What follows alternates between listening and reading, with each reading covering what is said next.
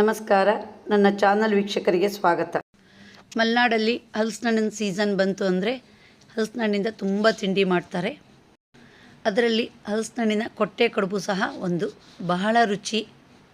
ನಾನೀಗ ಕೊಟ್ಟೆ ಕಡುಬಿನ ರೆಸಿಪಿ ತೋರಿಸ್ತೀನಿ, ಬನ್ನಿ. ಒಲೆ ಮೇಲೆ ಬಾಣಲೆ ಇಟ್ಕೊಂಡಿದ್ದೀನಿ. ಅದಕ್ಕೆ 2 ಲೋಟದಷ್ಟು ಅಕ್ಕಿ ಹಾಕಿದ್ದೀನಿ.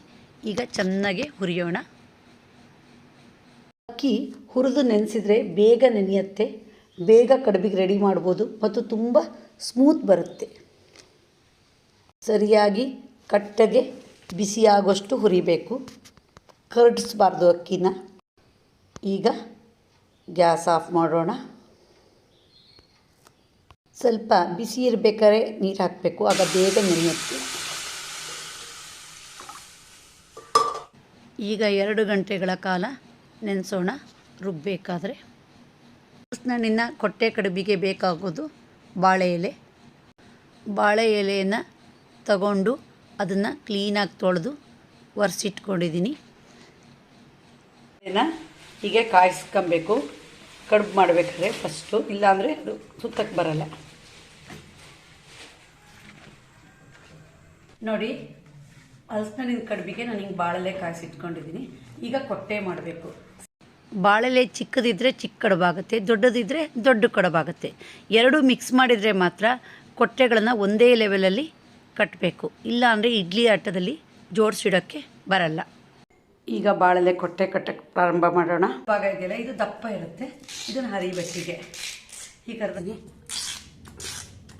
ಈಗ ತುಂಬ ಉದ್ದ ಇತ್ತು ಅಂದರೆ ಇದೊಂದು ಸ್ವಲ್ಪ ಹರ್ಕೊಳ್ಳೋಣ. ಹೀಗೆ ಇದು ಸ್ವಲ್ಪ ಅಗಲ ಇದೆ, ಅದಕ್ಕೆ ನಾನು 3 ಬೆರಳು ಇಟ್ಕೊಬೋದು. ನೋಡಿ, ಇಲ್ಲಿ 3 ಬೆರಳಿಂದ ಅಳತೆ. ಅದು ಬೆರಳೊಳಗೆ ಬಂದ ತಕ್ಷಣ ಹೀಗೆ ಬಂದ ತಕ್ಷಣ ಮತ್ತೆ ಇದೇ ಲೆವೆಲ್ಲಿಗೆ ನೋಡಿ ಹೀಗೆ ತರಬೇಕು.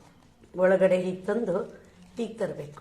ಹೀಗೆ ತಂದು ನೋಡಿ, ಕೊಟ್ಟೆ ಕಟ್ಟಿದ ಮೇಲೆ ಈ ಹಗ್ಗ ಇರತ್ತಲ್ಲ, ಇದ್ರದ್ದೇ ಹಗ್ಗ ಹೀಗೆ ಸುತ್ತಿ.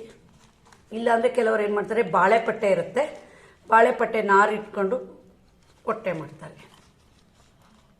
ಈಗ ನೋಡಿ, 2 ಗಂಟೆ ಹಾಕಬೇಕು, ಮಾತ್ರ ಬಿಚ್ಚೋಗ್ಬಿಡುತ್ತೆ. ಇಲ್ಲಾಂದರೆ ಹಿಂದೆ ಕಡುಬನ್ನು ಇಡ್ಲಿ ಆಟದಲ್ಲಿ ಬೇಯಿಸಿ ಒಂದಿನ ಇಡ್ತಿದ್ರು, ಮಾರನೇ ದಿವಸ ಅದನ್ನೇ ಒಲೆಯ ಕೆಂಡದೊಳಗೆ ಸುಡ್ತಿದ್ರು. ಅದು ಫ್ರೈ ಮಾಡೋದು ಅಂತ, ತುಂಬ ಟೇಸ್ಟು. ಈಗ ಕಡುಬಿಗೆ ಕೊಟ್ಟೆ ರೆಡಿಯಾಗಿದೆ, ಎಲ್ಲವನ್ನು ಜೋಡಿಸಿಟ್ಟಿದ್ದೀನಿ.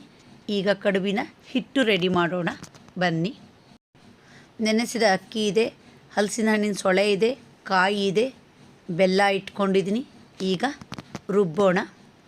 ಹಣ್ಣಿನ ಕಡುಬು ಮಾಡಬೇಕಾದ್ರೆ 1 ಲೋಟ ಅಕ್ಕಿಗೆ 3 ಲೋಟ ಕನಿಷ್ಠ ಬೇಕು ಸೊಳೆ.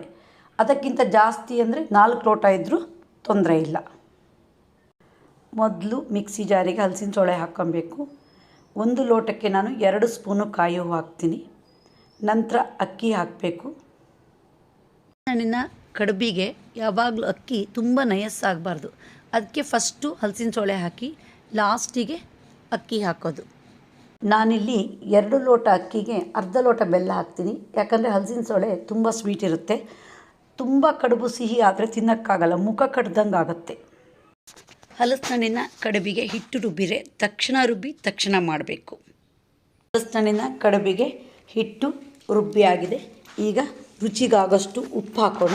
ತುಂಬ ಉಪ್ಪು ಹಾಕಬಾರ್ದು, ಅದು ಸ್ವೀಟಿಗೆ ಸ್ವಲ್ಪ ಬೇಕು. ಆಮೇಲೆ ಅರ್ಧ ಸ್ಪೂನಷ್ಟು ಏಲಕ್ಕಿ ಪುಡಿ ಹಾಕೋಣ. ಈಗ ಒಂದ್ಸರಿ ಚೆನ್ನಾಗಿ ಮಿಕ್ಸ್ ಮಾಡೋಣ. ಕಡುಬಿನ ಹಿಟ್ಟು ರೆಡಿ ಇದೆ, ಬಾಳೆ ಎಲೆನೂ ರೆಡಿ ಇದೆ. ಈಗ ಹಿಟ್ಟನ್ನು ಕೊಟ್ಟೆಗೆ ತುಂಬೋಣ. ಈಗ ಬಾಳೆ ಎಲೆ ಕೊಟ್ಟೆ ತಗೊಂಡಿದ್ದೀನಿ.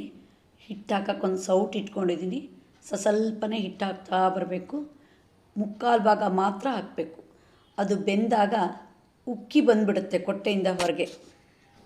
ಕೊಟ್ಟೆಗೆ ಹಿಟ್ಟು ಹಾಕಿದಾಗ ಒಂದ್ಸರಿ ಹಾಗೆ ಕುಲುಕಬೇಕು, ಆವಾಗ ಕರೆಕ್ಟು ಟೈಟಾಗಿ ಹಿಟ್ಟು ಕೊಟ್ಟೆ ಒಳಗೆ ಹೋಗಿ ಉತ್ಕೊಂಡ್ಬಿಡುತ್ತೆ.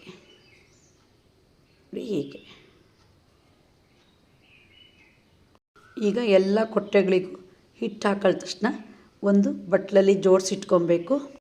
ಈಗ ಇಡ್ಲಿ ಪಾತ್ರ ತಗೊಂಡಿದ್ದೀನಿ, ಸ್ವಲ್ಪ ಬಾಳೆಲೆ ಪೀಸ್ ಹಾಕಿದ್ದೀನಿ. ಅದಕ್ಕೆ ಒಂದು 2 ಲೋಟದಷ್ಟು ನೀರು ಹಾಕಿದ್ದೀನಿ. ಮಧ್ಯೆ 1 ಲೋಟದಲ್ಲಿ ನೀರಿಟ್ಟು ಇಡ್ಲಿ ಪಾತ್ರದೊಳಗೆ ಇಟ್ಟಿದ್ದೀನಿ. ಈಗ ಕೊಟ್ಟೆಗಳನ್ನು ಜೋಡಿಸಿಡ್ತಾ ಬರಬೇಕು. ಒಂದೇ ಲೆವೆಲಲ್ಲಿ ಕೊಟ್ಟೆ ಇರಬೇಕು, ಒಂದು ಉದ್ದ ಒಂದು ಗಿಡ್ಡ ಇದ್ದರೆ ಇಡ್ಲಿ ಆಟದಲ್ಲಿ ಜೋಡಿಸಿಟ್ಟಾಗ ಮುಚ್ಚಳ ಹಾಕೋಕ್ಕೆ ಬರೋಲ್ಲ. ನೋಡಿ ಹೀಗೆ ಕರೆಕ್ಟಾಗಿರಬೇಕು. ಮಧ್ಯ ಏನಾದರೂ ಒಂದು ಪಾತ್ರೆ ಇಡಬೇಕು, ಅದಕ್ಕೆ ನೀರು ತುಂಬಿಡಬೇಕು. ಯಾಕಂದ್ರೆ ಅದು ತೂಕಕ್ಕೆ ಇವೆಲ್ಲ ಕರೆಕ್ಟಾಗಿ ಕೊಟ್ಟೆಗಳು ಇಡ್ಲಿ ಪಾತ್ರದಲ್ಲಿ ನಿಂತ್ಕೊಳ್ತವೆ. ನೋಡಿ ಜಾಗ ಇದ್ದಲ್ಲೆಲ್ಲ ಸೇರಿಸಿ ಇಡ್ತಾ ಬರಬೇಕು. ಒಂದಕ್ಕೊಂದು ಟೈಟಾಗಿ ಅಕ್ಕಪಕ್ಕ ಇರಬೇಕದು.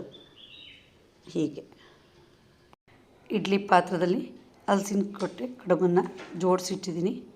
ಈಗ ಮುಚ್ಚೋಣ. 20 ನಿಮಿಷ ಬಿಟ್ಟು ಓಪನ್ ಮಾಡೋಣ. 20 ನಿಮಿಷದ ನಂತರ ಇಡ್ಲಿ ಪಾತ್ರ ಓಪನ್ ಮಾಡಿದ್ದೀನಿ. ಕಡುಬು ಬೆಂದಿದೆ. ಕಡುಬು ಬೆಂದಿದ್ದು ಗೊತ್ತಾಗೋದು ಕೊಟ್ಟೆ ಉಬ್ಬಿರುತ್ತೆ. ಕಡುಬಿನ ಕೊಟ್ಟೆ ಓಪನ್ ಮಾಡಿದ್ದೀನಿ. ನೋಡಿ ಕಡುಬು ಎಷ್ಟು ಚೆನ್ನಾಗಿ ಬೆಂದಿದೆ ಅಂತ. ಬಾಳೆಲೆಯಲ್ಲಿ ಸುತ್ತಿ ಮಾಡಿದ ಕೊಟ್ಟೆ ಕಡುಬು, ಮನೆಯಲ್ಲೇ ಕಾಯಿಸಿದ ತುಪ್ಪ, ಎರಡು ಒಳ್ಳೆಯ ಕಾಂಬಿನೇಷನ್ನು. ತುಪ್ಪ ಹಚ್ಕೊಂಡು ಕಡುಬು ತಿಂದರೆ ಅದು ರುಚಿ ಹೇಳಲಾರದಷ್ಟು ರುಚಿಯಾದ ಹಲಸಿನ ಹಣ್ಣಿನ ಕಡುಬನ್ನು ಬಾಳೆ ಎಲೆಯಲ್ಲಿ ಮಾಡಿದರೆ ತುಂಬ ಟೇಸ್ಟ್ ಇರುತ್ತೆ. ನಾನು ಪ್ರತಿಯೊಂದನ್ನು ವೀಡಿಯೋದಲ್ಲಿ ನಿಮಗೆ ತೋರಿಸಿದ್ದೀನಿ. ಹಾಗೆ ಟ್ರೈ ಮಾಡಿ. ನಿಮಗೆ ಈ ವಿಡಿಯೋ ಇಷ್ಟ ಆದರೆ ಲೈಕ್ ಮಾಡಿ, ಶೇರ್ ಮಾಡಿ, ಸಬ್ಸ್ಕ್ರೈಬ್ ಮಾಡಿ. ಕಮೆಂಟ್ ಬಾಕ್ಸಲ್ಲಿ ಕಮೆಂಟ್ ಹಾಕಿ. ಧನ್ಯವಾದಗಳು.